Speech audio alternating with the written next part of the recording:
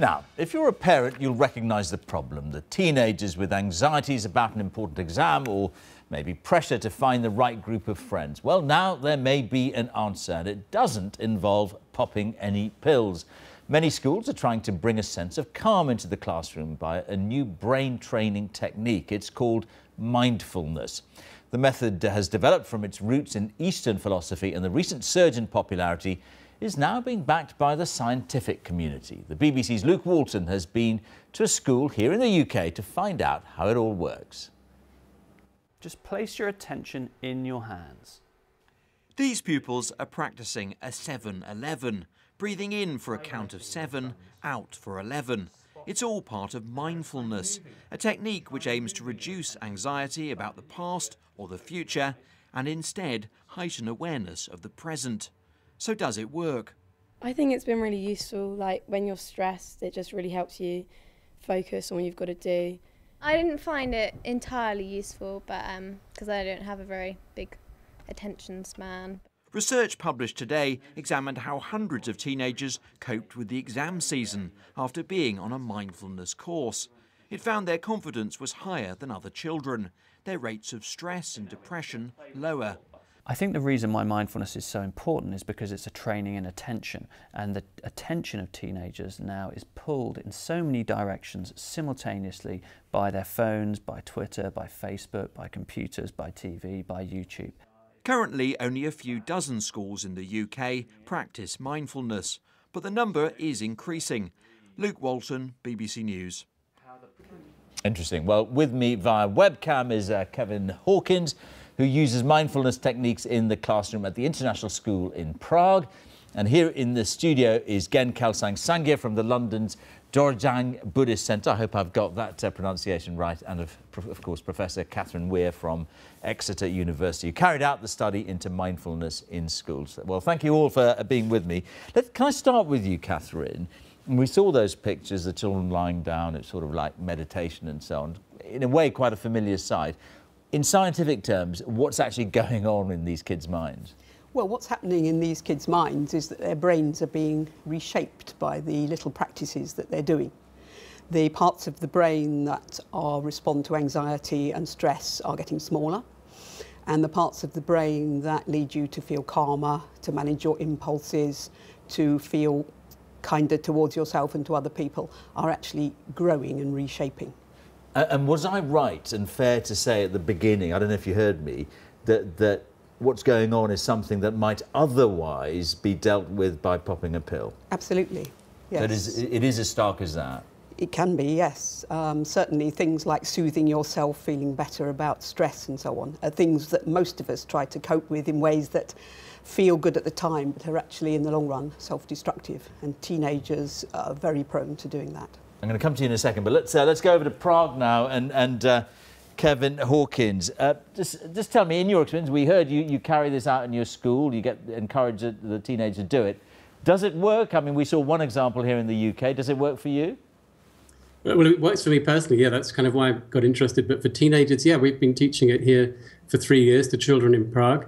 And I'm teaching especially 11 to 14-year-olds, but we also teach it to our 15 and 17-year-olds in the high school. And yeah, I would say for a majority of children, they get something from it. It can be varies according to the individual. Some people use it very much for controlling stress or for focus. Other people might apply it in sports or for performance anxiety. I don't know, obviously, who your students are and what they're like, but my guess is they're not the kind of teenagers we'd find, say, in a inner city school here in London, where there is plenty of stress, plenty of anxiety, you know, from difficult homes. I mean, would it work in those kind of conditions or just with the sort of privileged kids you're dealing with? Yeah, I think that's true. We have a different environment to the one you're talking about there. But on the other hand, teenagers are teenagers, and those crucial years bring with them a certain amount of stress, whatever your environment.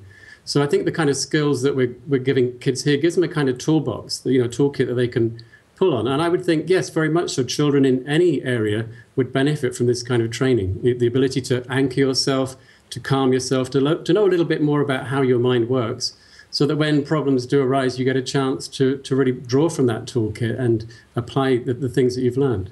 OK, just don't go away. Gen Kelsang Sangye. It occurs to me that all this, and, you know, we've even got a scientist talking about it, but isn't this something rather kind of old and ancient that's been going on, being tried in the East, and all these people come along and give it a kind of new tag on it and call it mindfulness, as if they've reinvented the wheel? Is it something like that? I think it's very much like that. Yes, because Buddha taught about controlling the mind 2,500 years ago, and it's through meditation practices that we can actually control our mind. You know, the reason for so many of the problems in our world is that basically people's minds are out of control, that they develop delusions such as anger or attachment, ignorance, jealousy. And so when their minds are uncontrolled, they can't control what they say, what they do. And so that leads to lots of problems. Also, today's modern world is very complicated, many things that people have to attend to. So we need a method of meditation to practice being peaceful and also to generate a positive intention. Everything that we do relates to our intention.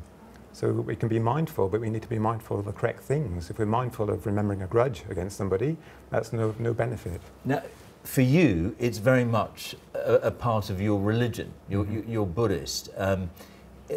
Has it ever occurred to you in the past that what you do as part of your religion is something that could help a wider population?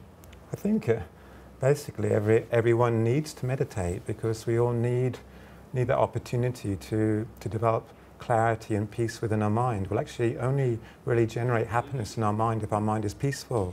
So many conditions today are producing unpeaceful states of mind. So when I think about, for example, my teacher Geshe Kelsang, he's written a book called The Story of Angulimala. And right. this book shows how you can actually overcome anger completely. OK, So, we probably haven't got time to go into that. Catherine Weir, you've done the study, and you can say, can you categorically, you're a scientist, you know, you put facts there, you put figures there, you can say that this thing works and you think it's worth pursuing in classrooms? Absolutely, yeah. Absolutely. The evidence is very clear. There's very strong evidence too from mindfulness in adults. And we're discovering that, unsurprisingly, children's minds work in much the same ways, and they achieve much the same benefits from the same kind of practices. But how do you know? Because you don't know what the kids would have been like without this. Well, we have controls. Okay. The study we've just done at Exeter had controls of the same number of 260 children did the Dot B, 260 didn't. And we tested them before and after, and the controls didn't show the same impacts in what they were doing. They were doing lessons as usual. OK. Very, very quickly to Kevin Hawkins. I mean, in 10 seconds, I mean, so this is an ancient art that you've just given a new label to, and you're bringing it into the classroom. Absolutely, yeah. And we're using it as an attention training, as a way of building self-awareness. And for teenagers especially, just that chance to understand a little bit about how the mind works, that the stories that we tell ourselves about ourselves and about other people aren't necessarily true, so that we can inquire into that.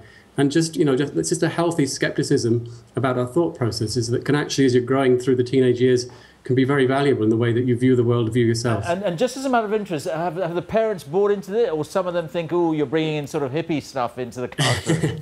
Well, I think some of them might have thought that, but interestingly, just a few weeks ago, I offered a workshop for parents early in the morning, and 60 people turned up. We're only a small school, 800 kids. Of those 60, 45 of the parents signed up for an 8-week course themselves.